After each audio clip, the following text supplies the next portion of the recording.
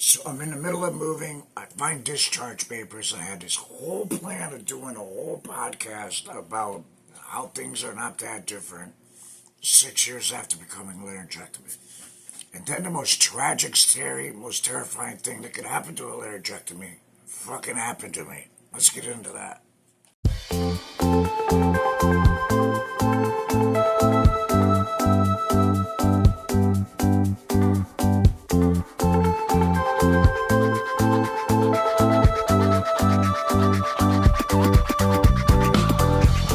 Everybody wake up. It's a brand new day, and this is your chance to let your soul shine. Proud to be you and me, freaks and geeks. Always remember that your soul is divine. Come on. So welcome back to Lary Talk, everyone. Welcome to Lary Talk Studio, aka my kitchen, which will be the last one from this location. Because as I said in the opening, we're in the middle of moving. So anyway, this morning, I want to start off by saying everybody's different. Everybody handles things different. Nobody's the same. Let's move on from there. This morning, I was cleaning my T.E.P. Now, for anybody that doesn't know, T.E.P stands for tracheotic esophageal puncture. I will put graphics up like I normally do, like a good YouTuber that I am. Anyway, what that is it's a voice prothesis that allows me to speak. It is a one-way valve between my trachea and my esophagus, and it prevents anything like liquid or food going into my lungs, going down into my trachea. So with that said, it needs to be cleaned and taken care of. And a lot of people that you'll hear be like, oh, I'm afraid of getting one because how hard it is to take care of. They're not that hard to take care of. In fact, the one that I had for 2.5 years. Not to brag, but 2.5 years is pretty impressive considering they're 3 to 6 months on the average. 2.5 years. The woman that changed it today hasn't even worked there that long. Okay, we'll get there. Also, don't fucking do that. Don't do that. So this morning I'm cleaning my T.E.P, right? And we're in the middle of moving, and I already had plans of going to see them because it's been 2.5 years, and I had plans of seeing them anyway. So when I was cleaning my T.E.P today with a Q-tip to get behind it, the Q-tip accidentally dislodged my T.E.P. Somehow I got it in there, and it dislodged it, and I couldn't get it back in. And I kind of freaked out. It was terrifying. Oh, God! Oh, no. I'm trying to get it back in. And finally I said, screw it. And I grabbed some hemostats that I just happened to have there that I just happened to find. And I pulled it out myself. Now here's where the lucky part is, okay? Hopefully you have a dilator. It's these blue things right here. They give you in a care packet usually when you come home from ATOS. Come home from the hospital, usually ATOS gives these to you. Anyway, I didn't know where this thing's been. I have no idea, man. I haven't needed it. I haven't used it for anything. Most of the stuff that I have is always behind me. So I didn't know where it was, really. I found it the other day packing. So I happened to know where that was. So I pulled out my T.E.P. And I ran out the bathroom like a psycho, scared the hell out of my wife, mouthing to her, T.E.P fell out. It was a nice game of charades today, by the way. No, it wasn't. And I ran back to the bathroom, ripped this open, and inserted it. Now, I know some of you are like, probably freaking out, and some of you probably had it happen before. Others, who knows what you think. Don't act so audibly grossed out. I know. At first, my initial thing was I was terrified.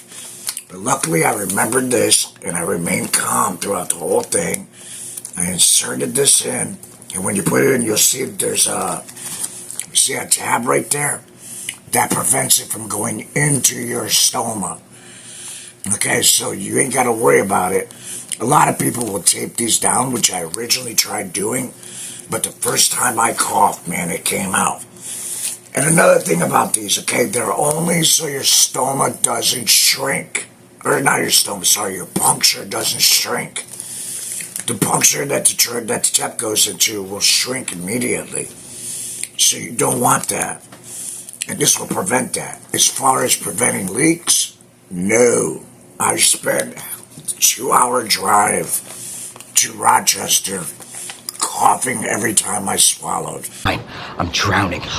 It was the worst, man. Like, the worst. And it wasn't just like, it's hard to explain, man. It was phlegm, but it wasn't. It was such a weird thing. 2-hour drive to Rochester. Talk about annoyance. But the main thing is to remain calm when that happens, which I did. The initial panic, not gonna lie, might have needed to change my pants a little bit. But we got through it. We made it there. I got there in 2 hours. And they got me right in, and they changed it right. They put the new one in right away. And shout out to Lindsay. She's a new SLP at Rochester, and she did an amazing job. And she was very friendly, like every SLP I've ever met. So I couldn't complain there. So I got lucky in this business too. I keep getting lucky with being a laryngectomee, and I don't know how or why. I'm not complaining, no. I'm not going to complain. So with packing and moving and everything, I found things that I don't normally have around. Like, I haven't had my EL in 5 years. I haven't needed it. I talk fine. Most people don't even realize I don't have a larynx. So luckily, because of that, I was able to find my EL. And then luckily, because of this, I was able to keep the hole open and secured and keep most of the phlegm out of my lungs. The downside is I had to use the EL to speak. And with this in, every time you use the EL, it vibrates. So you immediately want to cough. You immediately want to choke. Because it just makes all the fluid in your throat just go in. And it's annoying. It's very annoying. But if you're thinking about getting a T.E.P, don't let this discourage you either. This is like a freak thing, and it's my own stupidity. I'm the one using a Q-tip and going behind. I was just trying to get it extra nice and clean for when I got it changed. You know, like the dentist. Because, you know, idiot. Dummy. So don't get discouraged if you're thinking about getting a T.E.P and you're seeing this and you're like, oh God. It's a fucking rare thing, man. It's very rare. But safety and precaution, right? Always be prepared and ready. Luckily, too, they gave me a new brush, and it's I don't think you can see it on camera too well. It's a little rinse tube that you put into your stomach, and you're able to squeeze water in there, and it blasts it clean for you. It works actually pretty well if it's ever stuck and not working for you, that kind of thing. So that was my experience today. I didn't even get the chance to finish my coffee. I didn't. It was the first thing in the morning, man. So my advice is, be calm. You know, it could always be worse, man. As long as you're not underwater, you're gonna be alright. Or underground, for that matter. So that's pretty much it for this one, guys. I know it's been a while since I've been on here. Like I said, moving, getting ready to do some things.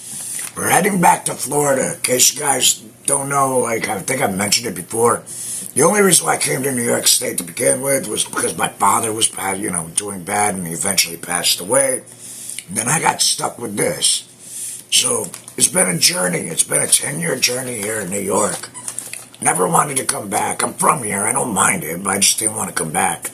Don't want to go to Florida either, but, you know, the wife's from there, and we're going to head down there. And if you want to see our journey down there and some other stuff that I've been doing around the internet, go over to my other channel, Lary Talk, and feel free to check out the stuff over there.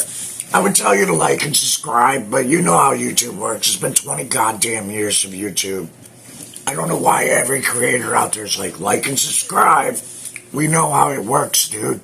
If I like you, I'll subscribe. So if you like me, subscribe. If you don't, whatever. And it'll be the last time I mention that. So until the next one, guys, have a good one and take care of yourselves.